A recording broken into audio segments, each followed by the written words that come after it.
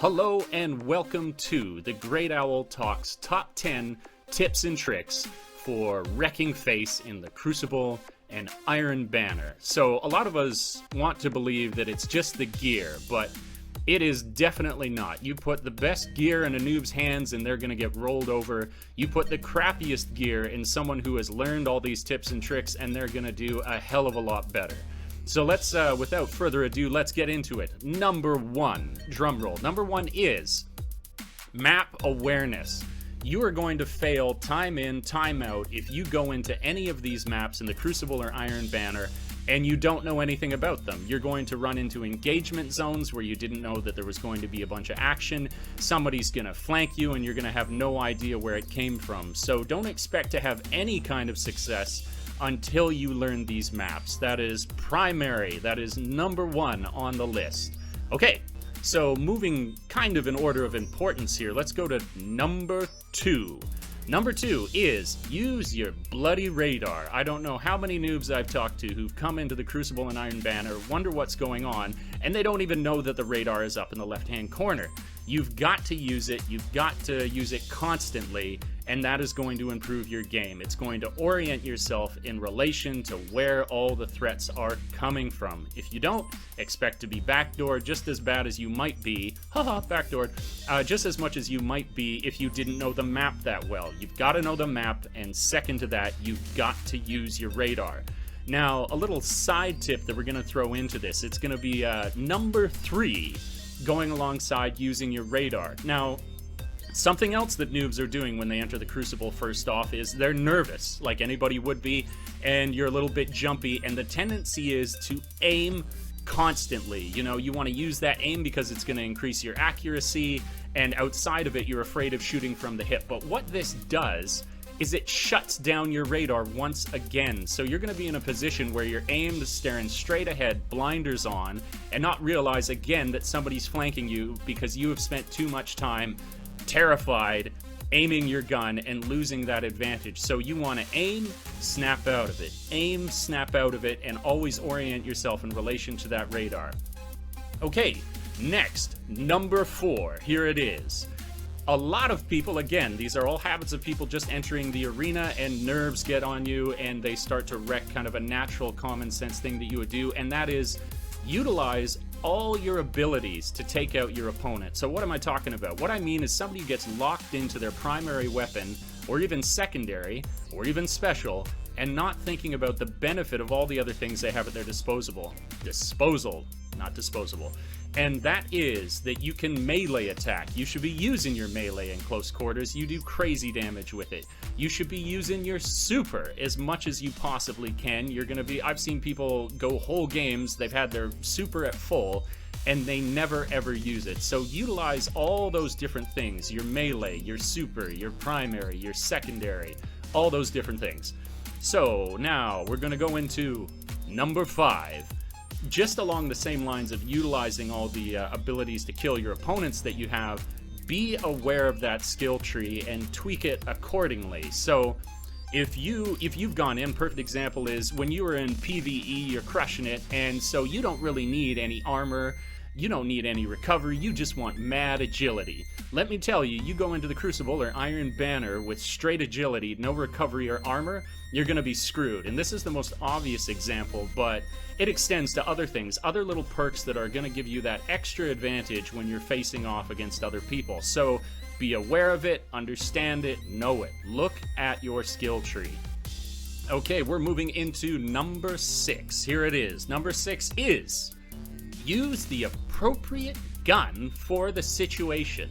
If you got a shotgun and you're facing off against a sniper, of course the sniper's going to win. If you are in close quarters and you are using a sniper versus a shotgun, of course you are going to lose. So be aware of the environment that surrounds you at the time and use the gun that is appropriate to that situation. Again, this sort of locks in where noobs are running around with just their primary, and that's the habit. You forget almost that you have these other weapons that you can use. Well, they matter and you should be using them.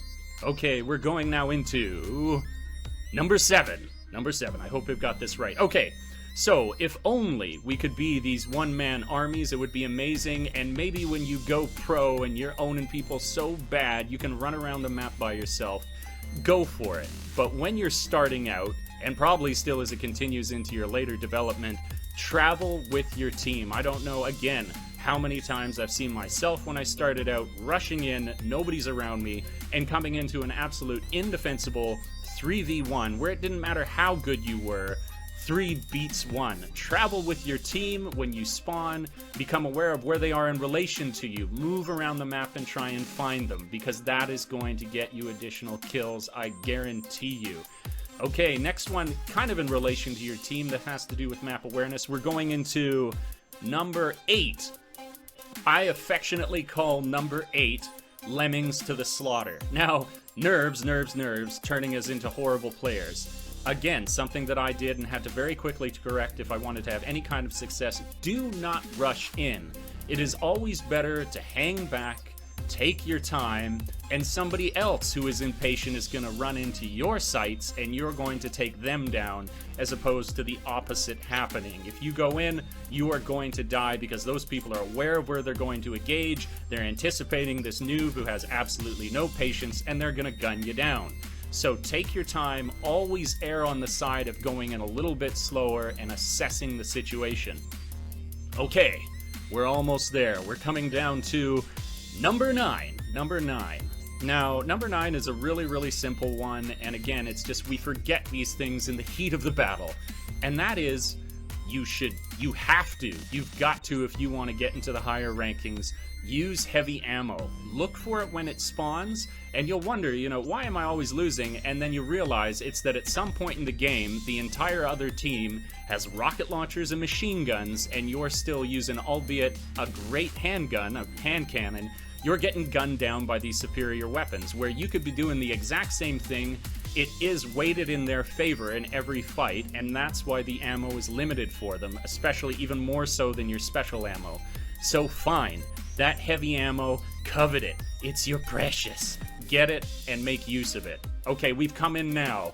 We're killing it. I don't waste anybody's time here. This is only straight facts. We're getting you better and better. The last one is, in this current state of the game, number 10, you're gonna come up against some, I'll cautiously say, OP supers. Who am I talking about? I'm talking about the Hammer of Soul, and I'm talking about the Stormcaller. I hope I got that right. Now, no matter what you got, if you're like, I'm gonna chase this guy down, he doesn't see me, I'm behind him, I got a shotgun. These players become all but invincible when they activate these supers. What I'm saying is, if you see a super that's activated, run the other way. You will infuriate your opponent as they waste all that super and don't run into somebody. There's nothing somebody wants to see more as a Stormcaller than someone charging them with a shotgun.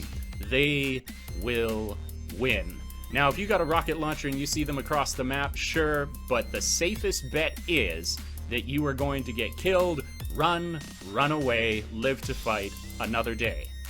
Okay, so there it was. Watch it again, watch it, learn it, and you will go skyrocketing. I know I did, once I started to follow these very basic top 10 facts that you should know if you're going to have any kind of success in the Crucible.